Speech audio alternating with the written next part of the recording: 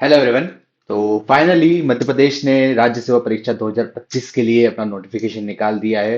और frankly speaking जब ये नोटिफिकेशन देखा था तो यही लग रहा था कि बहुत कुछ इस बार नया धमाका होने वाला है, काफी सारी वैकेंसीज आने वाली है। क्योंकि जिस तरीके से काफी सारे स्टूडेंट्स ट्राई कर रहे थे, प्रोटेस्ट भी हुआ था आयोग के सामने कि कम से कम 500 से 700 वैकेंसी तो आएगी, जैसा कि माहौल बना था पूरा। लेकिन देखने के बाद तो वही लग रहा है कि खोदा पहाड़ और निकला चूहा। तो बात करते हैं हम यहाँ पर राज्य सेवा परीक्षा 2025 के नोटिफिकेशन के बारे में, क्या क्या इसमें चेंज हुए हैं, क्योंकि अब कुछ महत्वपूर्ण चेंज भी हुए हैं इस बार। और क्या क्या चीजें आपको ध्यान रखना है, तो उन सब चीजों के बारे में हम देखते हैं यहाँ पर। सबसे पहले हम बात करेंगे क्या क्या इंपॉर्टेंट डेट्स जो आपको ध्यान रखना है, एग्जाम कब है, फॉर्म कब तक फिल होंगे, वैकेंसीज कितनी है, और एग्जाम पैटर्न में क्या चेंज हुआ है इस बार जो कि बहुत महत्वपूर्ण होने वाला है। और क्या स्ट्रेटेजी आपको फॉलो करना चाहिए, और बुक लिस्ट। तो कि ये लास्ट जो टॉपिक है स्ट्रेटेजी और बुक लिस्ट, इसके बारे में हम डिटेल में डिस्कस करेंगे, तो वो उसके लिए मैं एक अलग से वीडियो अपलोड करने वाला हूँ। चलिए तो हम शुरू करते हैं। सबसे पहले मैं अपने बारे में बता देता हूँ। मेरा नाम है मयंक माहेश्वरी और मैंने मध्य प्रदेश राज्य सेवा परीक्षा में अभी तक 5 मेंस मैंने दिए हैं और एक इंटरव्यू मैंने फेस किया है। इसके अलावा करंटली मैं as a government employ TGT work कर रहा हूँ। तो चलिए शुरू करते हैं राज्य सेवा परीक्षा 2025 के बारे में। सबसे पहले हम कुछ महत्वपूर्ण डेट्स के बारे में यहाँ पर देख लेते हैं जो कि आपको ध्यान रखना है। जैसे कि कल हमारा नोटिफिकेशन आया था, 3 तारीख से आपके फॉर्म फिलिंग स्टार्ट हो जाएंगे। तो 3 जनवरी से आपके फॉर्म फिलिंग यहाँ पर स्टार्ट हो जाएंगे और आप ये 17 जनवरी तक आप फॉर्म फिल कर सकते हैं। तो ये आपको ध्यान रखना है। ठीक है। और अगर आपको जैसा कि होता है कि अगर आपको इसमें कुछ चेंजेस करना है तो चेंजेस जो है 1 डे से 8 तारीख से आपके चेंजेस आप इसमें कर सकते हैं और 19 तारीख तक आपकी चेंजेस की विंडो ओपन रहेगी। तो ये चीज आपको यहाँ पर ध्यान रखना है। चलिए एग्जाम की अगर हम बात करें तो पहले ही आयोग ने डिक्लेयर कर दिया था कि 16 फरवरी को इसकी एग्जाम कंडक्ट कराई जाएगी और 11 फरवरी से आपके जो एडमिट कार्ड से वो आ जाएंगे। 11 फरवरी से। तो ये कुछ डेट्स हैं। 3 फरवरी परसों से आपके फॉर्म स्टार्ट हो जाएंगे और आप 3 जनवरी सॉरी, और 17 जनवरी तक आप अपने फॉर्म फिल कर सकते हैं। ठीक है। और आपकी एग्जाम डेट है 16 फरवरी। 17 जनवरी तक आप फॉर्म फिल कर सकते हैं और 16 फरवरी को आपकी एग्जाम डेट है। तो ये हमने कुछ इंपॉर्टेंट डेट देख ली। अब हम बात करते हैं कि टोटल वैकेंसीज इस बार कितनी रहने वाली है। तो इस बार वैकेंसीज पिछली बार से लगभग थोड़ी सी ज्यादा है पर फिर भी कम है, क्योंकि जैसा कि हुआ था कि कम से कम 400 500 या फिर 700 पोस्ट आने वाली है, पर ऐसा कुछ हुआ नहीं। पिछली बार 110 पोस्ट आई थी, तो उससे थोड़ी सी ज्यादा इस बार पोस्ट आई है। टोटल देख सकते हैं आप 158 पोस्ट, 158 टोटल पोस्ट आई है। सारी अलग अलग यहाँ पर जो जॉब प्रोफाइल है उसको मिलाकर टोटल 158 पोस्ट है। और अगर हम देखें यहाँ पर, अगर कैटेगरी इसमें से अगर हम देखें कि कौन सी जो आपकी पोर्टफोलियो है या फिर कौन सी आपकी जो जॉब है उसमें से कितनी वैकेंसीज है, उसके बारे में अगर हम यहाँ पर देखें तो यहाँ पर हम पाएंगे कि सबसे पहले जो जो टॉप मोस्ट रिक्वायरमेंट होती है राज्य प्रशासनिक सेवा उप जिला अध्यक्ष या फिर जिसको हम कहते हैं डिप्टी कलेक्टर, तो उसकी टोटल यहाँ पर आपकी 10 पोस्ट आई है।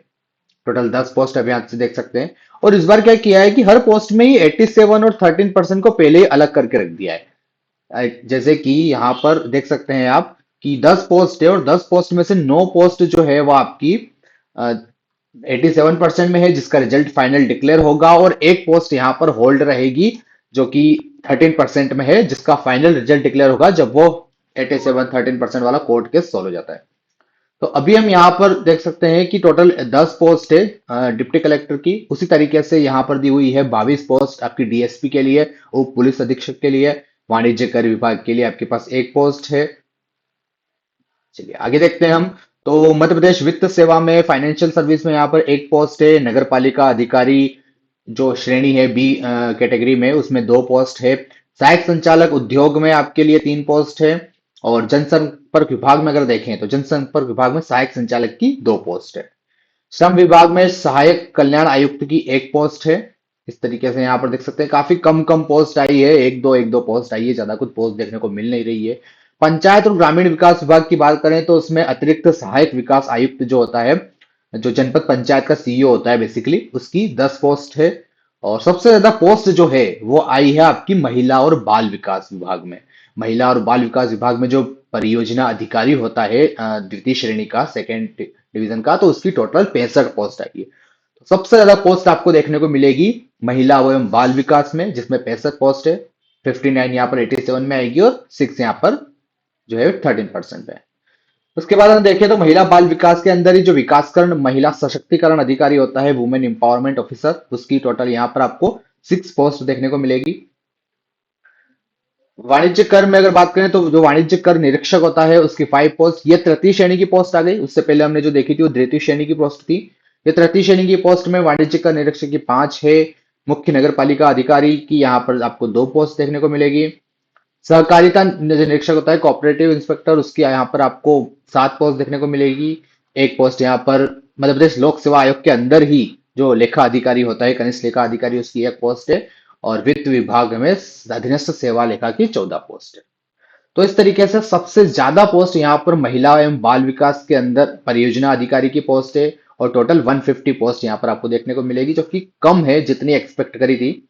और उसमें से भी अगेन इशू जो 87-13 का है, तो अराउंड 87% में 137 के आसपास पोस्ट है। तो काफी कम है, बट मेहनत बहुत ज्यादा करना पड़ेगी अगर आप रियली इस फील्ड में जाना चाहते हैं।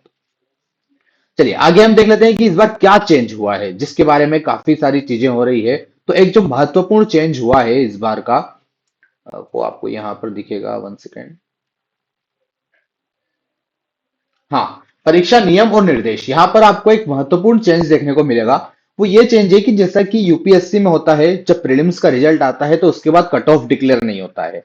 एमपीपीएससी में अभी तक यही होता आ रहा था, प्रीलिम्स का रिजल्ट आता है, साथ में कट ऑफ भी डिक्लेयर हो जाता है, मार्क्स भी बताए जाते हैं। एटलीस्ट प्रीलिम्स के मार्क्स है वो भी बताए जाते थे अभी भी। लेकिन अब एमपीपीएससी यूपीएससी के पैटर्न को फॉलो कर रहा है, और यहाँ पर लिखा हुआ है कि जो प्रीलिम्स के मार्क्स हैं, आपका स्कोर कार्ड है, प्रीलिम्स का जो कट ऑफ है, ठीक है, वो आपका पूरा फाइनल रिजल्ट आने के बाद ही डिक्लेयर होगा। यहां पर आप देख सकते हैं, प्रारंभिक परीक्षा और मुख्य परीक्षा के कट ऑफ, साक्षात्कार के प्राप्त अंकों से संबंधित जानकारी पूर्ण रूपेण अंतिम चयन परिणाम जारी होने के बाद ही आयोग की वेबसाइट पे जारी की जाएंगे। दैट मीन्स अभी जो प्रीलिम्स के बाद आपका कट ऑफ आता था, आपके नंबर दिखाए जाते थे, वो अब नहीं होगा। वो पूरा डिक्लेयर किया जाएगा फाइनल रिजल्ट के बाद ही। तो आप बताइए क्या अच्छा है या फिर ये बुरा है। वैसे तो इसकी जरूरत नहीं थी। जो मेन चेंजेस करना चाहिए थे आयोग को, वो ये है कि इसमें एक नेगेटिव मार्किंग जोड़ना चाहिए थी। पेपर की क्वालिटी, जो क्वेश्चन की क्वालिटी है वो सुधारना चाहिए थी। पर उस पर तो बात हो नहीं रही है, ये चेंज किए जा रहे हैं जिसकी कोई जरूरत नहीं है। तो ये एक मेजर चेंज है यहाँ पर, जिसके बारे में आपको ध्यान रखना है। बाकी सारी चीजें सेम है। 3 तारीख से आपके फॉर्म शुरू हो जाएंगे, और 16 तारीख को तक आप फॉर्म फिल कर सकते हैं, 17 तारीख तक। और 16 फरवरी को आपकी परीक्षा है। तो जैसा कि देखा है कि पोस्ट काफी कम आई है, 158 पोस्ट है, तो अभी से आप लग जाइए, क्योंकि 80+ ही कट ऑफ जाने वाला है। और इसमें इस चैनल से आप जुड़ते रहिए। जल्दी मैं एक वीडियो लाने वाला हूं जिसमें आपको पूरी बुक स्ट्रेटेजी क्या रखनी चाहिए, कम से कम कंटेंट में आप कैसे ज्यादा से ज्यादा स्कोर कर सकते हैं, उन पूरी स्ट्रेटेजी के साथ, और क्या पढ़ना चाहिए आपको और क्या नहीं पढ़ना चाहिए, ये भी जरूरी होता है। तो उसके लिए मैं जल्दी वीडियो लाने वाला हूं। Thank you.